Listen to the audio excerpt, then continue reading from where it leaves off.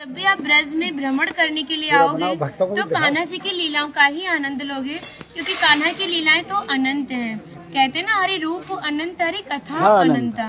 लेकिन जब भी आप भांडीर वन में प्रवेश करोगे, कभी शास्त्रों का अध्ययन करोगे या किसी के मुखार विंद से श्रवण करोगे तो ज्ञात होगा कि भांडीर वन में एकमात्र लीला नहीं है, यहाँ पे हमारी 14 लीलाओं का उल्लेख है। प्रथम लीला श्री जी के विवाह की मानी जाती है, लेकिन सबसे बड़ा ग्रंथ श्रीमद् भागवत जी को माना जाता है।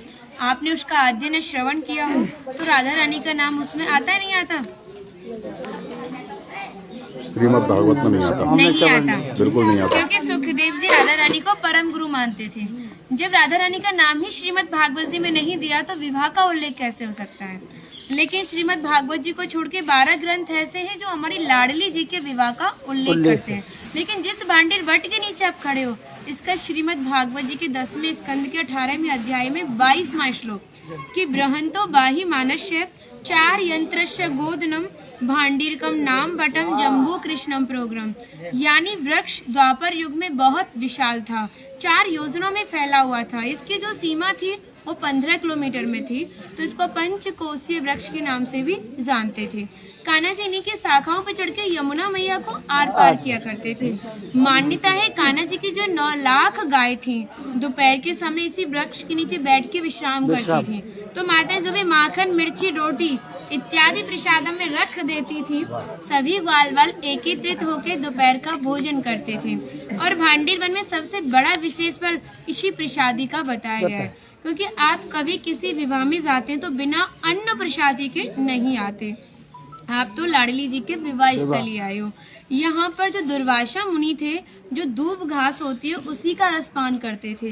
ब्रज की गोपियों ने इसी वट वृक्ष के नीचे उनको 56 प्रकार के व्यंजन खिलाए थे। यहाँ पर राधा कृष्ण में मल्ल युद्ध हुआ था, उसमें ये तय था कि जो भी हारेगा उसको भंडारा करना होगा। तो जब हमारे कान्हा जी हार गए थे तो ग्वाल वालों के साथ मिलके यहाँ पे भंडारा किया, उसी के नाम पर इसका नाम भांडीर वन पड़ा। यहाँ पर ब्राह्मण पत्नियों ने भी कान्हा जी को भोजन प्रसादी खिलाई है, और ठाकुर जी ने ब्रजवासियों से ये टुकड़े मांग के पाए थे, तभी नाम दिया था इसका मधुकरी। मांग के पाना मतलब मधुकरी। तभी शास्त्रों में ब्रजवासियों को अपना हृदय बताया और कहा कि जब तक ब्रजवासी की कृपा नहीं होगी, ठाकुर जी की कृपा बहुत दूर की बात है। यानी सर्वप्रथम ब्रजवासी की कृपा होना बहुत जरूरी है, जब ही हमारे ठाकुर जी हमारे ऊपर कृपा करते हैं। हमारी राधा रानी ने स्कंद पुराण में इस स्थान के बारे में ये कहा था कि जो भी गुप्त वृंदावन आएगा वो मोक्ष को प्राप्त होगा। यानी भांडीर वन को ही उन्होंने गुप्त वृंदावन कह के संबोधित किया। तो कान्हा बोले, तुम इतनी बड़ी बात को कह रही हो, लोग पाप करेंगे और सीधे दौड़े भांडीर वन चले जाएंगे, क्योंकि आपने तो मोक्ष धाम ही भांडीर वन को कह दिया।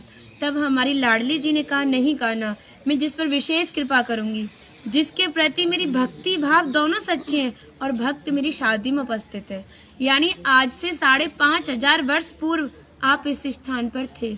मनुष्य तो कोई था नहीं, तो अपने आप को कीड़े मकोड़े, घास फूस, पतझड़ इत्यादि अपने आप को मान सकते हो।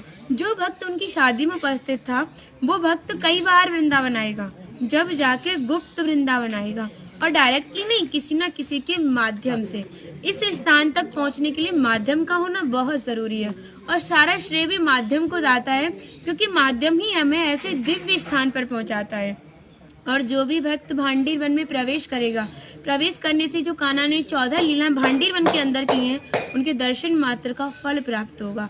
और जो भी यहाँ की एक किनका प्रसादी पाएगा और एक रात्रि निवास करेगा, वो इस ब्रज गौलोक धाम से वैकुंठ गौलोक धाम को जाएगा, क्योंकि जो हमारे ठाकुर जी ने गौलोक धाम को इस 84 कोस में ही बांटा है। आप यहाँ पे जो भी दर्शन करोगे वो प्रकृति की देन के हिसाब से और मानव निर्मित दर्शन है, लेकिन आप गौलोक धाम में जो भी दर्शन करोगे वो ठाकुर जी के हिसाब से है। जैसे गर्ग संहिता के 6वें अध्याय का नाम है गौलोक खंड, आप उसका अध्ययन करोगे तो भांडीर वट का एक दिव्य वर्णन का अध्ययन करोगे। कहते हैं गौलोक धाम में ब्रिजा नदी के किनारे भांडीर वट है, यानी यमुना मैया का नाम ही गौलोक धाम में ब्रिजा है।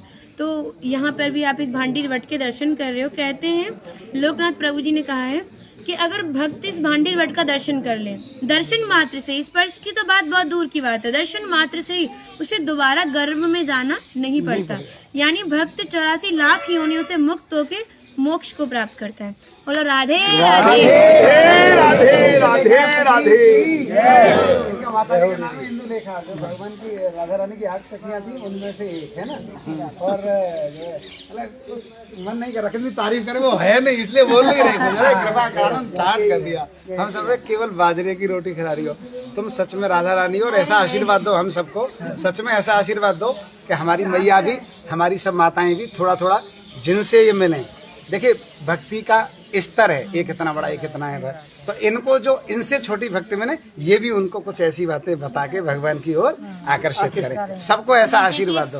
आप ब्रजवासी हो इसलिए सक्षम हो, दे सकती हो। भक्ति बढ़े और ब्रज में वास हो।